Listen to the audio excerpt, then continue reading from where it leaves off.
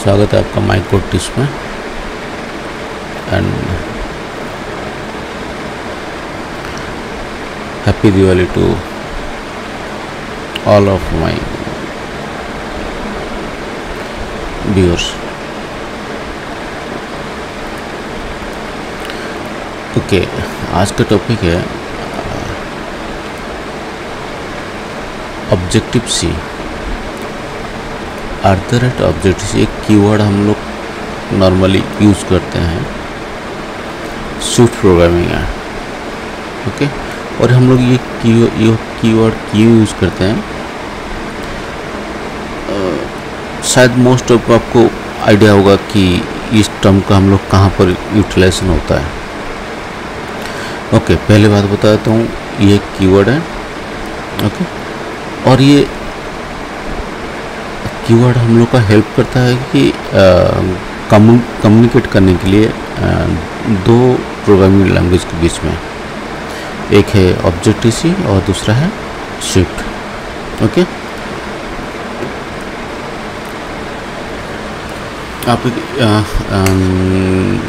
आप ये कह सकते हैं कि एक तरह का ब्रिजिंग का काम करते हैं। सपोज आपने एक कोड लिखा है स्विफ्ट में, ओके, बट आप उसको एक्सेस कर सकते हो अदर स्विफ्ट वाले।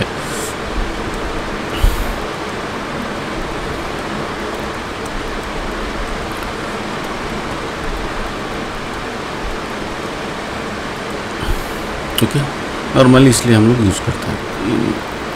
एक कोड प्रोग्रामिंग लैंग्वेज अगर स्विफ्ट में लिखा है और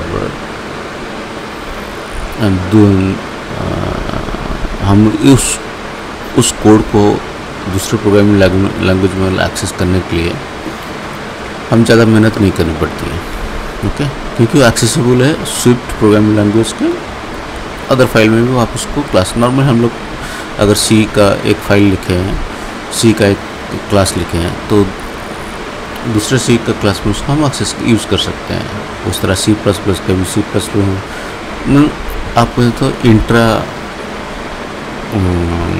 एक ही प्रोजेक्ट लेवल पे मल्टीपल क्लासेस एक्सेस कर सकते हैं। लेकिन अगर आपका एक प्रोजेक्ट फाइल सी में लिखा स्विफ्ट में लिखा गया, दूसरा प्रोजेक्ट फाइल ऑब्जेक्टिव सी में लिखा गया, तो आप उसको कैसे कम्युनिकेट करोगे? तो उसके लिए दो तरीका है। पहले बताता हूँ, उसका प्रोसीजर है, तरीका नहीं, तरीका तो एक ही है, उसका प्रोसीजर दो है। पहली बात है, आपको एक ब्रिज बनाना पड़ेगा कि उस ब्रिज में आपका सारा हेडर फाइल्स आपको ऐड करना है, ठीक है। और दूसरा है, आपको ये टैग यूज करना है, ठीक है।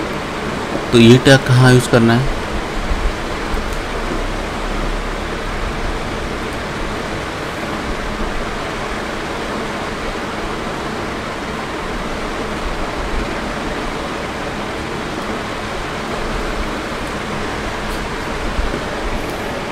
ये ब्रिजिंग हेडर फाइल्स में आपका सारा जितना भी हेडर फाइल्स होगा, जितना एक्सेसिबल होगा, ठीक है, वो इसको तो ऐड करना ही करना है, ठीक है।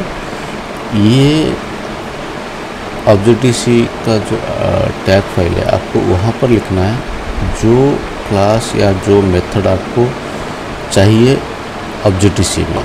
मीन्स ये कोड आप लिखेंगे, सपोज आपका कोड है स्विफ्ट में, ठीक है ना। स्विफ्ट के कोई एक क्लास में या फिर कोई मेथड है, आपने उससे पहले जस्ट जैसे हम लोग पब्लिक स्टैटिक वॉइड लिखते थे जावा में, याद है ना, पब्लिक स्टैटिक वॉइड और पब्लिक स्टैटिक इंटीजर और स्ट्रिंग जो भी हम लोग रिटर्न टाइप करते थे, पब्लिक स्टैटिक वॉइड हम लोग लिखते थे। पब्लिक से पहले स्विफ्ट में क्या होता है, पब्लिक जो एक्सेस स्पेसिफायर है उससे पहले इस टैग को लिखना है। तो उस टैग से लिखने के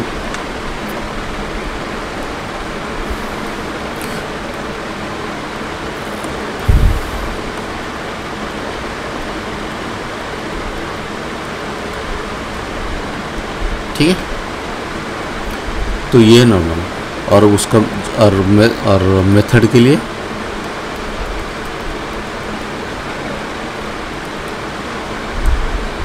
ओके, ठीक है।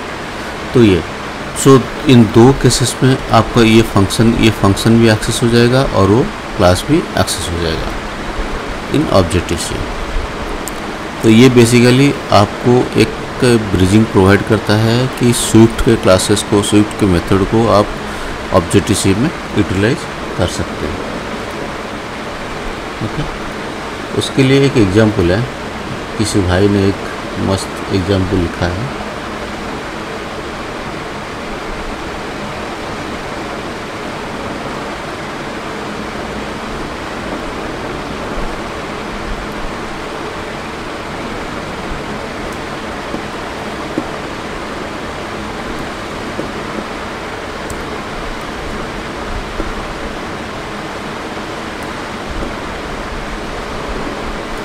देखो, कोई एक भाई ने बहुत अच्छे से एक्सप्लेन किया है।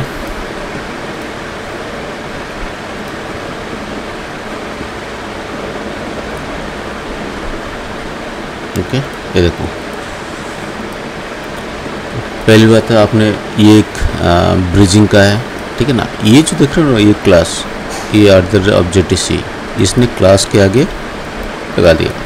एन स्विफ्ट जो आपका स्विफ्ट का जो स्टैंडर्ड मेथड, ये सर क्लास डिक्लेरेशन का प्रोसीजर है, ये उसने इम्प्लीमेंट कर दिया। ये क्लास लिख दिया और ये मेथड के आगे भी ऑब्जेक्टिव सी।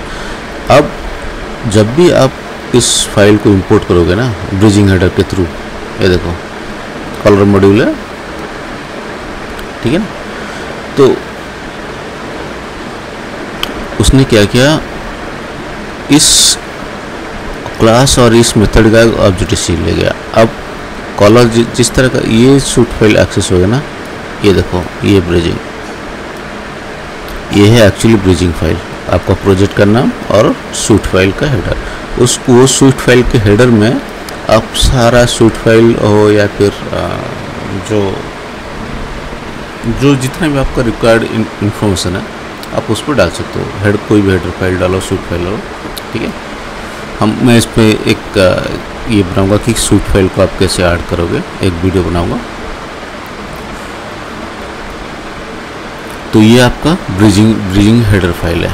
तो आपने इस ब्रिजिंग हेडर फाइल को कॉल जैसे किया ना, तो इस क्लास का सारा आपका स्विफ्ट में कॉल हो जाएगा। तो बस जैसे हम लोग नॉर्मली एक ऑब्जेक्टिव सी जो मेथड कॉलिंग होता है उस तरह कॉल करता है, क्योंकि ये मेथड पैटर्न तो स्विफ्ट का नहीं है, ये मेथड पैटर्न ऑब्जेक्टिव सी का, ठीक है।